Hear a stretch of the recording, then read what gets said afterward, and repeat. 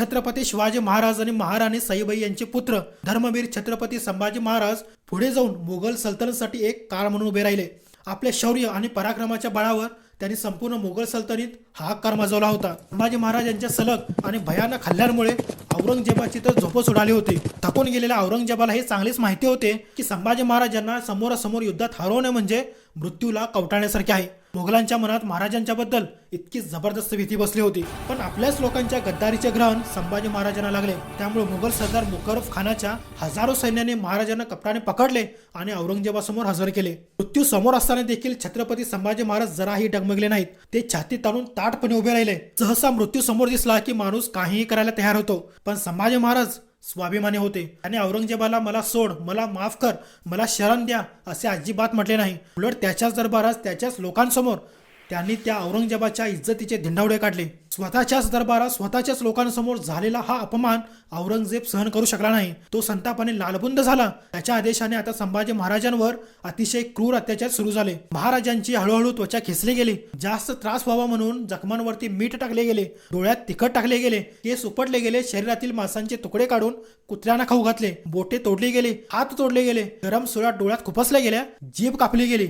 दररोज त्यांच्या शरीराचा एक एक अवयव कापला जात होता. आपले वडील छत्रपती शिवाजी महाराजांचे हिंदवी स्वराज्याचे स्वप्न आणि राष्ट्रीय धर्म यासाठी छत्रपती संभाजी महाराजांनी तब्बल 40 दिवस ह्या असह्य वेदना सहन केल्या. शेवटी थकून हरून त्या नीच औरंगजेबाने 11 मार्च 1689 फाल्गुन अमावस्येच्या दिवशी छत्रपती संभाजी महाराजांची क्रूरपणे हत्या केली. इथेच तो क्रूर औरंगजेब थांबला नाही. त्याने मोगल सरदार जुल्फिकार खानाला गड किल्ल्यांवरती आक्रमण करण्याचा आदेश दिला. जुल्फिकार खानाने महाराजांच्या पत्नी महाराणी येसुबाई साहेब आणि त्यांचे 7 वर्षाचे पुत्र शाहू महाराज यांना कैद केले. पण या हल्ल्यातून छत्रपती संभाजी महाराजांचे धाकटे बंधू छत्रपती राजाराम महाराज मात्र सुटले. छत्रपती संभाजी महाराजांच्या मृत्यूमुळे संपूर्ण मराठा साम्राज्यावर जणू अंधकार पसरला होता. आता सर्वांना एकच प्रश्न पडला.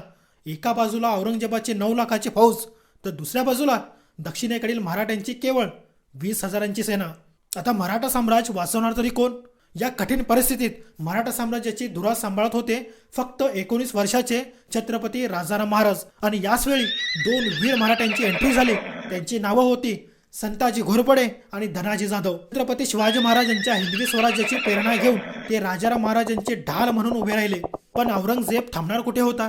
तो विचार करू लागला. काबूल कंधारपासून बांगलादेशपर्यंत आणि उत्तरपासून ते मध्य भारतापर्यंत सर्व काहीतरी मी जिंकले आहे. आता दख्खनमधून मराठ्यांचा नायनाट केला तर मी संपूर्ण हिंदुस्थानचा बादशाह असेल. म्हणूनच दुसऱ्याच दिवशी त्याने जुल्फिकार खान, मुकर्रफ खान, नाजीउद्दीन खान, शहाबुद्दीन खान अशा एकापेक्षा एक शक्तिशाली सरदारांना एकत्रित केले आणि आपले लाखोंचे लष्कर घेऊन मराठ्यांचे नामो निशाण मिटवण्यासाठी तो निघाला. पण छत्रपती संभाजी महाराजांच्या चितेची जळणारी आग प्रत्येक मराठ्यांच्या शरीरावर लागली होती. आता प्रत्येक मराठा हिंदवी स्वराज्याची ठिणगी आपल्या आत अधिक वेगाने भडकवत होता. आपल्या राजाच्या मृत्यूचा बदला घेण्यासाठी मराठी आतुर झाले होते. तेवढ्यात मराठ्यांना बातमी मिळाली की औरंगजेब लाखो सैन्यासह महाराष्ट्रातील तुळापूर नावाच्या ठिकाणी तळ ठोकून बसला आहे. मित्रांनो, हे तेच ठिकाण होते जिथे औरंगजेबाने छत्रपती संभाजी महाराजांची क्रूरपणे हत्या केली होती. म्हणूनच जराही वेळ न लावता दुसऱ्याच दिवशी वीर मराठा योद्धा संताजी घोरपडे आणि मोजके निवडक मराठा सैनिक उघड्या तलवारी घेऊन काळाशी हस्तांदोलन करायला निघाले. ऑगस्ट 1689 मध्ये हर हर महादेव आणि छत्रपती शिवाजी महाराज की जय या जयघोषात केवळ 2,000 मराठे औरंगजेबाच्या लाखो सैन्यावर एका खुंकार सिंहासारखे तुटून पडले. जो मुघल सैनिक मराठ्यांच्या हाती लागला, मराठ्यांनी त्याची मान कापून सरळ अल्ल्याच्या हवाली केले. मराठ्यांनी मुघलांची कापाकापी करून मृत्यूचे तांडवच माजवले. मराठ्यांच्या या अचानक हल्ल्यांमुळे संपूर्ण मुघल छावणीत हाहाकार माजला. मुघल सैनिक मोठ्याने ओरडू लागले, हुजूर, मराठे आले. एका बाजूला लाखोंची मोगल सेना औरंगजेबाचा जीव वाचवण्याचा प्रयत्न करत होती, तर दुसऱ्या बाजूला मराठे मारायला आणि मारायलाही तयार होते. मराठ्यांनी मोगल छावणीत घुसून असा कत्तलखाना माजवला की औरंगजेब आपला जीव वाचवून शेपूट दाबून पळून गेला. या हल्ल्यात औरंगजेबाचा जीव वाचला असला तरी संपूर्ण मोगल साम्राज्याची नाकं कापली गेली होती. मराठे इथे थांबले नाहीत. त्यांनी मोगल छावणीवरील सोनेरी कळस कापले आणि हे अभियान यशस्वी करून ते शिंगणापूर किल्ल्यावरती परतले. दुसऱ्या दिवशी सकाळी जेव्हा औरंगजेबाने मोगलांच्या मृत्यूचे ते भयंकर दृश्य पाहिले तेव्हा तो थक्क झाला आणि म्हणाला, हे अल्लाह, हे मराठे कोणत्या मातीचे बनले आहेत? हे न थकता, न झुकता, न मागे हटता लढतात. त्यांना मिटवता मिटवता आपणच कुठे मिटणार नाही ना? औरंगजेब या दुःखद घटनेतून अजून सावरलाही नव्हता की लगेच 2 दिवसांनी मराठ्यांचे वादळ थेट रायगड किल्ल्यावरती धडकले.